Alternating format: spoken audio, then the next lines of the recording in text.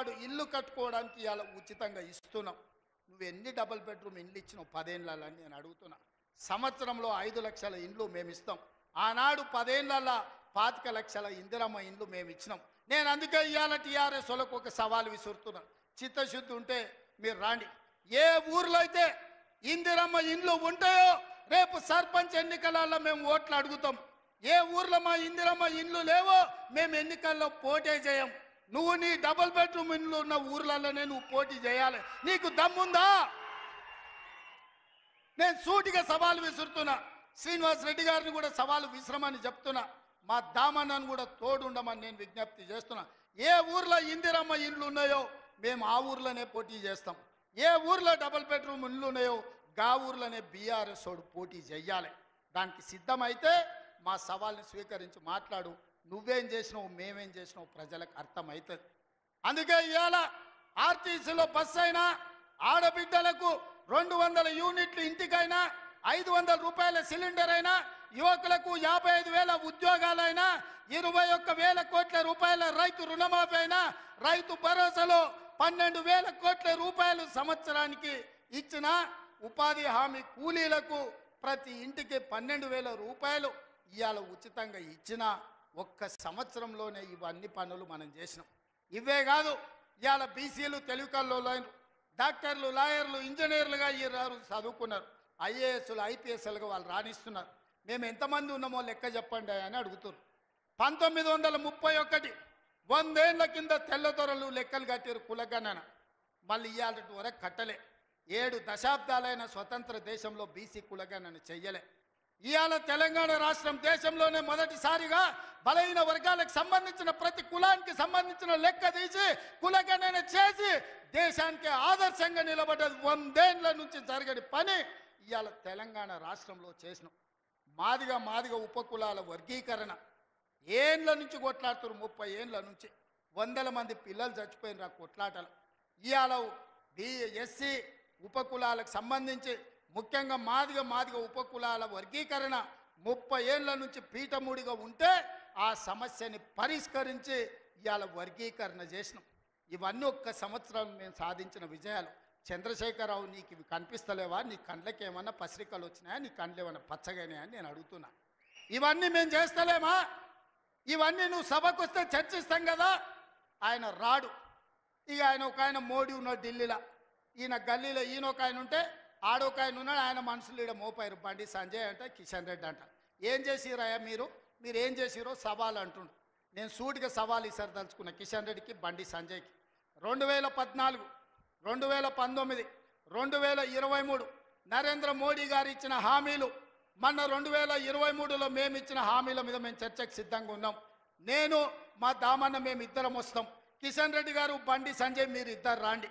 BRS నుంచి వాళ్ళని కూడా తండ్రి కొడుకులు వస్తారో, మామ అల్లుడు వస్తాడో, బావ బామార్ది వస్తాడో, ఎవడో ఒకడు వాళ్ళని కూడా రాని చర్చ పెడదాం. బజార్లో పెడదాం, అంబేద్కర్ చౌరస్తాలో పెడదాం. అంబేద్కర్ సాక్షిగా చర్చ చేద్దాం. 10 ఏళ్ళు కేసీఆర్ ముఖ్యమంత్రిగా, 12 ఏళ్ళు నరేంద్ర మోడీ ప్రధానమంత్రిగా, 12 నెలలు మన ప్రభుత్వం ఇందిరమ్మ ప్రభుత్వం చేసిన పనుల మీద చర్చ చేద్దాం. నరేంద్ర మోడీ ఇచ్చిన మాట, స్విస్ బ్యాంకులో లక్షల కోట్ల రూపాయలు నల్లధనం ఉంది, అవి తెచ్చి ప్రతి పేదవాడి ఖాతాలో 15 లక్షలు వేస్తా అన్నాడు. ఒక్క పేదోని ఖాతాలన్నా మోడీ 15 పైసలు వేసినాడే? వేసిండా? ఒక్క రూపాయి నల్లధనం తేలే. కానీ నల్లధనం ఉన్నోళ్ళు దేశం విడిచి పారిపోయినారు. నీరవ్ మోడీ, ఆయన చోక్సీ, విజయ్ మాల్యా ఇట్లా 100 మంది బ్యాంకులను ముంచి 16 లక్షల కోట్ల రూపాయలు బ్యాంకులకు ఎగదొప్పి పెట్టుబడిదారులు, మోడీ దోస్తులు దేశం విడిచి విదేశాలకు వారిపోయినారు తప్ప విదేశాలలో ఉన్న నల్లధనం ఒక్క పైసా కూడా మోడీ తెచ్చింది లేదు, పేదోడి ఖాతాలు వేసింది లేదు. రైతుల ఆదాయం 2 చేస్తా అన్నాడు. కానీ రైతు వ్యతిరేక నల్ల చట్టాలు తెస్తే 16 నెలలు ఢిల్లీ సరిహద్దుల్లో సైనికులాగా వేలాది మంది రైతులు దీక్ష చేసి నరేంద్ర మోడీ మెడలు వంచి జాతికి క్షమాపణ చెప్పి రైతు వ్యతిరేక నల్ల చట్టాలను మోడీ చేత ఉపసంహరింపజేసిండ్రు రైతులు. అదేవిధంగా 2022 లోపల ప్రతి పేదవాడికి ఇల్లు అందిస్తా అన్నాడు మోడీ. ఏ పేదోడికి ఇల్లు ఇచ్చినవో ఈరోజు అప్పక్పల్లికి రా, చూపిద్దురా మోడీ ఇచ్చిన ఇల్లు ఎక్కడుందో. నేను అడుగుతున్నా, నారాయణపేటకు రా, మోడీ ఇచ్చిన ఇల్లు ఎక్కడున్నాయో నువ్వు చూపిద్దురా. సంవత్సరానికి 2 కోట్ల ఉద్యోగాలు ఇస్తాడు. 12 ఏళ్ళు అయింది. 24 కోట్ల ఉద్యోగాలు రావాలి. ఆ లెక్కన ఒక తెలంగాణకే 1 కోటి ఉద్యోగాలు రావాలి. ఎవరికి వచ్చినాయా ఉద్యోగాలు? ఓ కిషన్ రెడ్డికి, ఓ బండి సంజయ్కి 2 ఉద్యోగాలు వచ్చినాయి. తెలంగాణలో ఎవరైనా మోడీ ఉద్యోగం ఇచ్చిండా? ఎవరికి ఉద్యోగాలు ఇచ్చిండో మోడీ వచ్చి చూపియాలి లెక్క. నేను ఇచ్చిన 55,000 మందికి మొదటి సంవత్సరంలో ఉద్యోగాలు తలకాయ లెక్క పెడితే ఎల్బీ స్టేడియం రా ఒక్కొక్కరిని లెక్క పెట్టి పేరు రాసుకొని ఏ ప్రభుత్వ ఉద్యోగం ఇచ్చినో లెక్కలు చెప్తా. మోడీ గారు నీ బంట్లను పంపిస్తావో, నీ బంట్రోతులను పంపిస్తావో నువ్వు పంపించు, లెక్క పెట్టి చూపించే బాధ్యత నాది. మోడీ ఒక రకంగా మోసం చేస్తే ఇక్కడున్న కేసీఆర్ గారు ఇంకొక రకంగా ప్రజల్ని వంచిండు, మోసం చేసిండు, దోపిడీ చేసిండు. ఇవాళ అందుకే సూటిగా నేను సవాలు విసిరదలుచుకున్న బీజేపీ బీఆర్ఎస్ వాళ్ళకు. బీఆర్ఎస్ 23లో అధికారం పోయింది, 24 పార్లమెంట్లో డిపాజిట్లు పోయినాయి. ఇప్పుడు జరిగే ఎమ్మెల్సీ ఎన్నికల్లో పోటీకి అభ్యర్థులు దొరకలేదు. అదో దిక్కుమాలిన పార్టీ. ఆ దిక్కుమాలిన పార్టీ తండ్రో దిక్కు, కొడుకో దిక్కు, అల్లుడో దిక్కు, బిడ్డో దిక్కు కాకుల్లాక వాడి పొడుసాలను చూస్తున్నారు. ఈ కాకులకు సరైన జవాబు చెప్పాల్సింది కాంగ్రెస్ పార్టీ కార్యకర్తలే అని చెప్పి నేను ఈ సందర్భంగా తెలియజేయదలుచుకున్నా. మీరు అడగండి, 10 ఏళ్ళు వాళ్ళు పరిపాలన చేశారు, 10 నెలల్లో మనం అన్నీ చేయలేదని అంటున్నాం. 5 ఏళ్ల కోసం కదా ఈ ప్రభుత్వం ఎన్నికైంది. 5 ఏళ్లలో అన్ని పనులు పూర్తి చేసే బాధ్యత మనది. ఇవాళ అందుకే పేదలకు అనుకూలంగా పేదల పాలన ఉన్నది. పేదలు బాగుపడితే, పాలమూరు పచ్చబడితే వాళ్ళ కళ్ళు మండుతున్నాయి, వాళ్ళ కడుపు మండుతుంది. పాలమూరు ఎండాలే, మన జీవితాలు పాడు కావాలి అనేది వాళ్ళ ఆలోచన. అందుకే మనమందరం అప్రమత్తంగా ఉండాలి. ఈ జిల్లాకు ఒక అవకాశం వచ్చింది.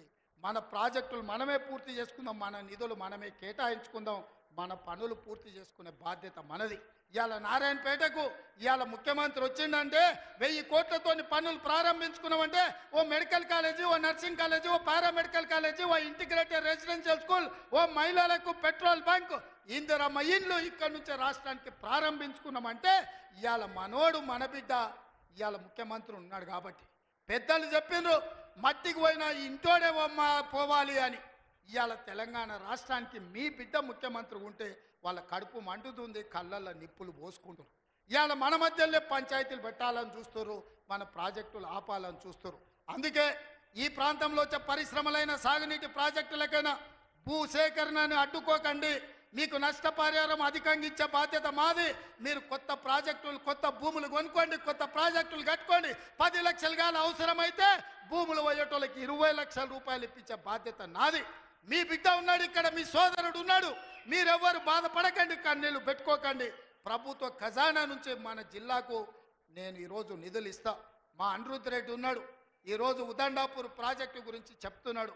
ఖచ్చితంగా ప్రాజెక్టు సమస్యను తొందరలోనే పరిష్కరించే బాధ్యత నాది. నష్టపరిహారం ఇచ్చే ఉదండాపూర్ ప్రాజెక్టును పూర్తి చేసి రైతుల్ని ఆదుకునే బాధ్యత నేను తీసుకుంటా.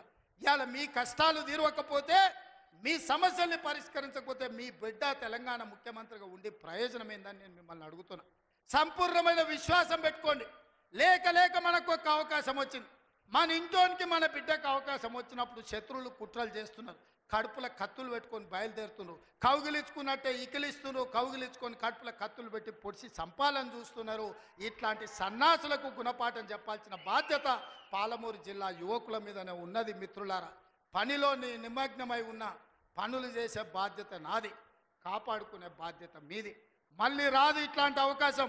ఇవాళ తప్పిపోయిందా మళ్ళీ 50 ఏళ్ళు అవుతుందో, 60 ఏళ్ళు అవుతుందో, 70 ఏళ్ళు అవుతుందో, 100 ఏళ్ళు అవుతుందో చరిత్రను మనం అంచనా వెయ్యలేము.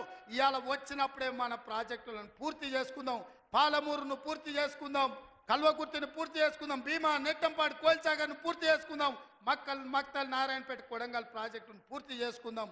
కొడంగల్లో పరిశ్రమలు తెద్దాం, మన ప్రాంత నిరుద్యోగ సమస్యని పరిష్కరిద్దాం. మీరందరూ అండగా నిలబడాలి. ఈ ప్రాంతాన్ని అభివృద్ధి చేసే బాధ్యత నాది. మళ్ళొకసారి సూటిగా కిషన్ రెడ్డి గారికి, బండి సంజయ్ గారికి, కేసీఆర్ గారికి, కేటీఆర్ గారికి నేను సవాల్ విసురుతున్నా. 12 ఏళ్ళు మోడీ పాలన మీద, 10 ఏళ్ళు కేసీఆర్ పాలన మీద, 12 నెలలు మా పాలన మీద మేము చర్చకు సిద్ధంగా ఉన్నాం. నేను మా సోదరుడు దామోదర్ రాజనరసింహ గారు మేము చర్చకు వస్తాం. తారీఖు చెప్పండి, ఏ సెంటరో చెప్పండి, ఏ సెంటర్ అయినా మేము తయారు. మీరు సిద్ధమైతే రాండి, ఎవరు ఏం చేసిండ్రో చర్చ చేద్దాం, తేలుద్దాం, తెలంగాణ ప్రజలకు వాస్తవాలు చెబుదాం. ఇంత గొప్ప కార్యక్రమాన్ని ఏర్పాటు చేసినందుకు మిత్రుడు శివకుమార్ రెడ్డి గారిని, అదేవిధంగా కాంగ్రెస్ పార్టీ కార్యకర్తల నాయకుల్ని మా పర్ణికమ్మను మనస్ఫూర్తిగా అభినందిస్తున్నా. రాబోయే రోజుల్లో స్థానిక సంస్థల్లో కూడా మనం మన బలాన్ని నిరూపించాలి. పాలమూరి మొత్తం ఏకమై ఎవరిని సరిహద్దులకు రాకుండా చూడాలి. ఆ చూసే బాధ్యత మీదే అని తెలియజేస్తూ మీ అందరి దగ్గర సెలవు తీసుకుంటున్నా. మీరందరు సిద్ధమేనా?